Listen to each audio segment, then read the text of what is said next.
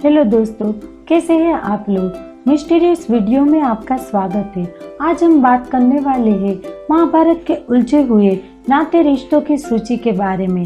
लेकिन वीडियो में आगे बढ़ने से पहले अगर आप हमारी चैनल पर पहली बार हो तो चैनल को सब्सक्राइब कीजिए ताकि नई आने वाली वीडियो को सबसे पहले आप देख सके। चलिए आगे बढ़ते हैं वीडियो में।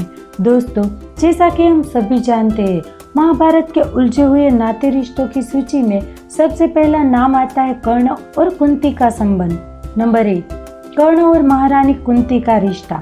वैसे तो कर्ण को महाभारत का सबसे श्रापित पात्र माना जाता है, परंतु माता कुंती और कर्ण के रिश्ते की बात करें तो ये कर्ण के जन्म से संबंधित है। दरअसल पांडवों की माता कुंती श्री कृष्ण के पिता वासुदेव की बहन थी, लेकिन बाद में उन्हें कुंती भोज ने गोद ले लिया था। एक बार की बात है, महर्षि दुर्वासा का आगमन कुंती भोज के महल में हुआ और वे करीब 1 साल तक उस महल में रहे। इस दौरान राजकुमारी कुंती ने महर्षि दुर्वासा की पूरे मन से सेवा की और 1 वर्ष पश्चात जब वो महल से जाने लगे तो उन्होंने कुंती से वरदान मांगने को कहा। तब राजकुमारी कुंती ने महर्षि दुर्वासा से कहा, प्रभु आप मुझे ऐसा वरदान दीजिए जिससे मैं कुछ भी प्राप्त कर सकूं। तब महर्षि दुर्वासा ने राजकुमारी कुंती को वरदान के रूप में एक मंत्र दिया और बोले, पुत्री इस मंत्र के प्रभाव से तुम किसी भी देवता का आह्वान कर सकती हो और मनवांछित वर प्राप्त कर सकती हो। इतना कहकर महर्षि दुर्वासा वहां से चले गए। उसके बाद एक दिन राजकुमारी कुंती के मन में ये विचार आया कि क्यों ना महर्षि दुर्वासा द्वारा दिए गए मंत्र की सत्यता की जांच की जाए।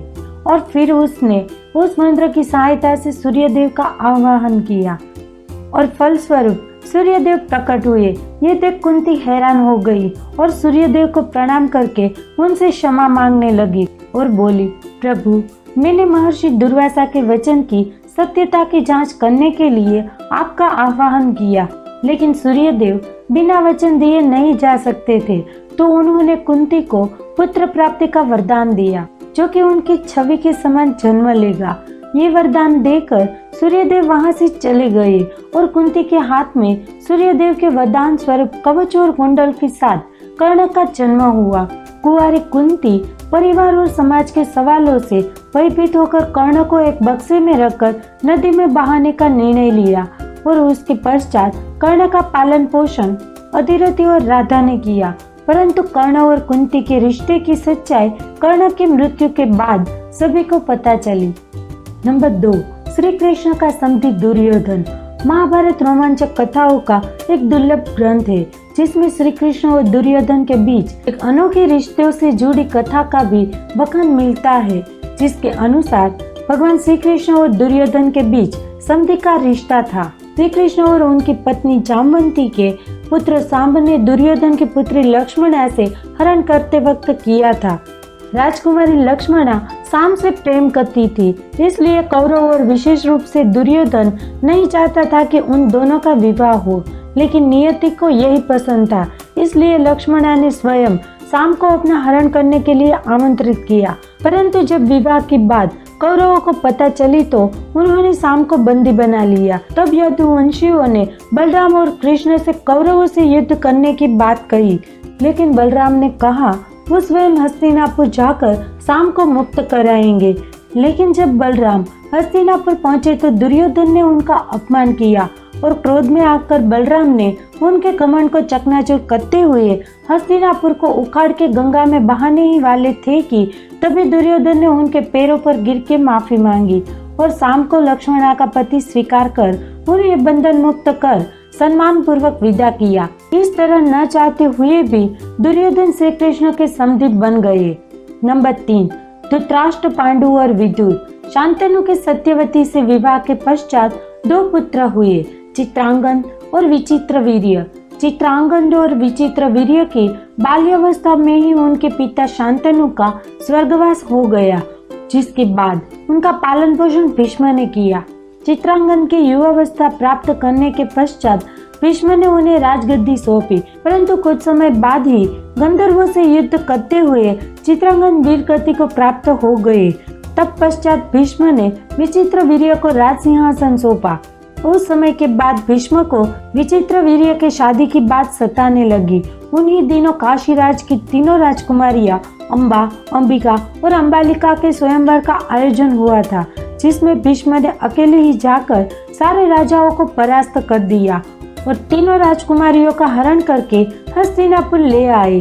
अंबा ने बताया कि वो राजा शाल्व को तन मन समर्पित कर चुकी है। ये सुन भीष्म ने उन्हें राजा शाल्व के पास भिजवा दिया और अंबिका अंबालिका का विवाह अपने छोटे भाई विचित्रवीर्य से करवा दिया। उधर अंबा को शाल्व ने स्वीकार करने से इनकार कर दिया। इसके बाद क्या हुआ ये आप सभी जानते ही है। इधर हस्तिनापुर में कुछ दिन पश्चात विचित्रवीर्य की मृत्यु हो गई। ये देख राजमाता सत्यवती को उत्तराधिकार की चिंता सताने लगी। फिर उन्होंने भीष्म को अपनी प्रतिज्ञा तोड़ने के लिए कहा। भीष्म ने प्रतिज्ञा तोड़ने से मना कर दिया।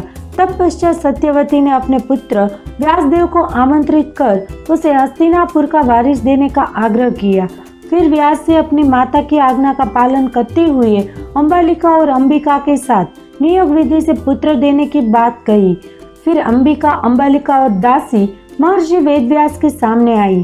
फिर 9 महीने बाद उन्होंने एक एक पुत्र जन्म दिया, जिसमें अंबिका के गर्भ से नेत्रहीन धृतराष्ट्र, अंबालिका के गर्भ से रोग ग्रसित पांडु और दासी के गर्भ से पूर्ण रूप से स्वस्थ पुत्र विदुर का जन्म हुआ।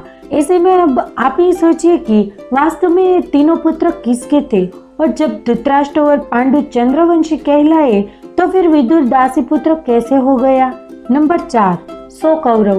धृतराष्ट्र जो कि जन्म से ही नेत्रहीन थे और उनकी पत्नी गांधारी ने विवाह के पश्चात अपनी आंखों पर पट्टी बांधी थी। विवाह के पश्चात धृतराष्ट्र के मन में ये इच्छा थी कि गांधारी जल्द से जल्द एक पुत्र को जन्म दे जो हस्तिनापुर के राज सिंहासन पर बैठ सके। कुछ दिन पश्चात गांधारी गर्भवती हुई, लेकिन 10-11 महीने बीतने के बाद भी उनके गर्भ से कोई भी शिशु का जन्म नहीं हो रहा था। उधर वन में कुंती और पांडु के सबसे बड़े बेटे युधिष्ठिर ने जन्म लिया। फिर गांधारी के गर्भ से मांस का पिंड निकला, जिसे देख वो घबरा गई। उधर महर्षि व्यास को जब ये ज्ञात हुआ कि गांधारी ने मांस के लोथड़े को जन्म दिया है तो वे तत्काल गांधारी के पास पहुँचे। तब गांधारी उसे कहने लगी, आपने तो कहा था कि मेरे गर्भ से 100 पुत्रों की प्राप्ति होगी। तब महर्षि व्यास ने गांधारी से कहा, पुत्री धैर्य रखो, शिव का वचन कभी खाली नहीं जा सकता। उसके बाद व्यास ने उस मांस के पिंड को 100 टुकड़ों में खंडित करके कड़े में डाल दिया और 1 साल बाद जब कड़ों को खोला गया तब उनमें से सबसे पहले पुत्र दुर्योधन निकला। कहा जाता है कि दुर्योधन जन्म से ही मुस्कुरा रहे थे।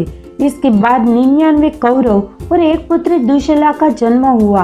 अब आप ही बताइए कि वास्तव में सभी कौरव किसके पुत्र थे। ये तो बात हो गई कौरवों की। चलिए बात करते हैं 5 पांडवों की। नंबर 5, 5 पांडव। पांडव की 2 पत्नियां थी, कुंती और माद्री। ये उस समय की बात है जब हस्तिनापुर नरेश पांडु अपनी दोनों पत्नियों के साथ वन विहार को गए थे, जहां पांडु की दूसरी पत्नी माद्री उसे हिरण का शिकार करने को बोली। जिसके बाद पांडु हिरण को खोजते हुए आगे निकल गए। फिर उन्हें हिरणों की आवाज सुनाई दी और उन्होंने आवाज की दिशा में शब्दभेदी बाण चला दिया। परंतु जब महाराज पांडु वहां पहुंचे तो उन्होंने देखा कि वे ऋषि किंदम और अपनी पत्नी के साथ हिरण के रूप में संभोगरत थे। महाराज पांडु को अपने सामने खड़ा देख ऋषि किंदम ने उन्हें श्राप दे दिया, हे राजा, जब भी तुम अपनी पत्नियों के साथ संभोग करने जाओगे तो तुम्हारी मृत्यु हो जाएगी। यह सुनकर पांडु और उनकी दोनों पत्नियां दुखी हो गई। तब पश्चात पांडु वापस हस्तिनापुर आए और अपने बड़े भाई धृतराष्ट्र को अपना राज सिंहासन सौंप दिया और अपने पापों का प्रायश्चित करने दोनों पत्नियों के साथ वन में जाकर रहने लगे। फिर एक दिन पांडु ने कुछ ऋषियों को ब्रह्मलोक जाते देखा। उनके साथ जाने की इच्छा व्यक्त की, परंतु ऋषि मुनियों ने एक पुत्रहीन को ब्रह्मलोक के रास्ते जाने को मना कर दिया। इससे दुखी हुए पांडु ने कुंती से अपनी पीड़ा व्यक्त करते हुए कहा कि हे देवी, एक पुत्रहीन को इस संसार में जीने का कोई अधिकार नहीं है। तब कुंती ने समस्या का समाधान सोचते हुए पांडु को ऋषि दुर्वासा द्वारा दिए गए वरदान के बारे में बताया। उसके पश्चात पांडु के कहने पर कुंती ने उस दिव्य मंत्र से सर्वप्रथम धर्मराज का आह्वान किया, जिससे युधिष्ठिर का जन्म हुआ। इसी तरह इंद्र से अर्जुन को, पवन देव से भीम का जन्म हुआ। तत्पश्चात पांडु ने कुंती से मंत्र की दीक्षा माद्री को देने को कहा, जिसके फलस्वरूप माद्री ने अश्विनी कुमारों का आह्वान किया और अश्विनी कुमारों से नकुल एवं सहदेव का जन्म हुआ। नंबर 6, इरावन की पत्नी बने श्री कृष्ण। अर्जुन और नागकन्या उलूप के मिलन से अर्जुन को एक पुत्र प्राप्त हुआ, जिसका नाम था इरावन, जिसने अपने पिता की जीत के लिए खुद की बलि दी थी। मरने से पहले उनकी अंतिम इच्छा थी कि मृत्यु से पूर्व उनका विवाह हो जाए, लेकिन इस शादी के लिए कोई भी कन्या तैयार नहीं थी, क्योंकि विवाह के तुरंत बाद उसके पति को मरना था। अंततः कोई भी कन्या तैयार नहीं हुई तो भगवान श्री कृष्ण ने मोहिनी का रूप धारण कर इरावन से न केवल विवाह किया, बल्कि एक पत्नी की तरह उसे विदा करते हुए रोए भी। नंबर 7, द्रौपदी के 5 पति। द्रौपदी महाभारत के महत्वपूर्ण पात्रों में से एक है। वे पांचाल राज्य की राजकुमारी, पांडवों की पत्नी एवं बहुत ही गौर प्रतिवद्धा और बुद्धिमान स्त्री थी। अब ये सवाल सबके मन में आता है कि द्रौपदी का विवाह पांडवों से कैसे हुआ। वास्तव में द्रौपदी का 5 पांडवों से विवाह निश्चित था। दरअसल वो पिछले जन्म में एक तपस्वी की पुत्री थी, जिसका पिछले जन्म में कुछ कर्मों के कारण विवाह नहीं हो पाया, जिसके पश्चात उन्होंने हताश होकर शिव की तपस्या की और कई वर्षों की तपस्या के पश्चात उन्हें शिव द्वारा वरदान प्राप्त हुआ, जिनमें उन्होंने बार बार एक ही बात दोहराई, मुझे सर्वगुण संपन्न वर चाहिए। भगवान शिव ने कहा कि क्योंकि तुमने 5 बार वर की मांग की है, इसलिए तुम्हें अगले जन्म में 5 पतियों का साथ मिलेगा। और जब अर्जुन उसे स्वयंवर में जीतकर माता कुंती के पास पहुंचे तो उन्होंने बाहर से ही माता को आवाज लगाते हुए कहा, देखिए माते, मैं आपके लिए क्या लाया हूँ। तब माता कुंती ने बिना देखे ही बोल दिया, जो भी लाए हो 5 भाइयों आपस में बांट लो। ये सुन माता की आज्ञा का पालन करते हुए पांडवों ने कुंती के कथन को स्वीकारते हुए द्रौपदी को अपनी पत्नी मान लिया, जिसके कुछ समय उपरांत द्रौपदी को पांडवों से एक साल के अंतर में एक पुत्र की प्राप्ति हुई। नंबर 8, श्री कृष्ण के जीजा अर्जुन। एक बार रेवदर पर्वत पर बहुत ही भव्य और विशाल पार्क का आयोजन हुआ, जिसमें श्री कृष्ण अपने मित्र अर्जुन के साथ घूम रहे थे। तभी अर्जुन की नजर वासुदेव की पुत्री और श्री कृष्ण की बहन सुभद्रा पर पड़ी, जो कि सुंदर वस्त्रों और गहनों से सुसज्जित बहुत ही आकर्षक लग रही थी, और अर्जुन का मन उसकी सुंदरता पर मोहित हो गया। श्री कृष्ण ने अर्जुन से कहा, ये सुंदरी वासुदेव की लाडली पुत्री और मेरी बहन है। यदि तुम्हारा विवाह का विचार है तो मैं खुद अपने पिता वासुदेव के समक्ष ये प्रस्ताव रखूंगा। उसके उपरांत अर्जुन द्वारा सलाह माने जाने पर श्री कृष्ण ने उसे सुभद्रा हरण की सलाह दी। दोनों ने विचार विमर्श कर सुभद्रा की परिक्रमा के पश्चात रेवदर पर्वत से हरण की योजना बनाई। जब अर्जुन बलपूर्वक सुभद्रा का हरण करके ले गए, उसके पश्चात सभा में अर्जुन के सारे कारनामों का वर्णन किया, जिसे सुन सारे यदुवंशी गुस्से से आग बबूला हो गए और युद्ध की तैयारी करने लगे। उस बीच बलराम ने सबको शांत करके श्री कृष्ण की राय जानने की इच्छा व्यक्त की। तब श्री कृष्ण बोले, अर्जुन ने कोई कायरों वाला काम नहीं किया है। वह त्रिलोक में सबसे शूरवीर योद्धा है और अस्त्र शस्त्र से सुसज्जित रथ उनके पास है। यदि कोई उनसे युद्ध करने भी जाएगा तो उनकी हार तय है। ये बात सुनकर इन पर विचार कर सुभद्रा को अर्जुन को सौंपने का निर्णय लिया। इस प्रकार अर्जुन श्री कृष्ण के जीजा बन गए। अब आप ही नीचे कमेंट करके बताइए कि अर्जुन की माता कुंती श्री कृष्ण की बुआ थी और सुभद्रा कृष्ण की बहन। तो अर्जुन और सुभद्रा में वास्तविक संबंध क्या होना चाहिए था। नंबर 9, युयुत्सु। महाभारत के युद्ध में बहुत से पात्रों को धर्म और संबंध के बीच दुविधा में डाल दिया। ऐसे ही एक वीर था युयुत्सु, जो इसी दुविधा से गुजरते हुए अंत में संबंध से ऊपर सत्य और धर्म को चुनता है।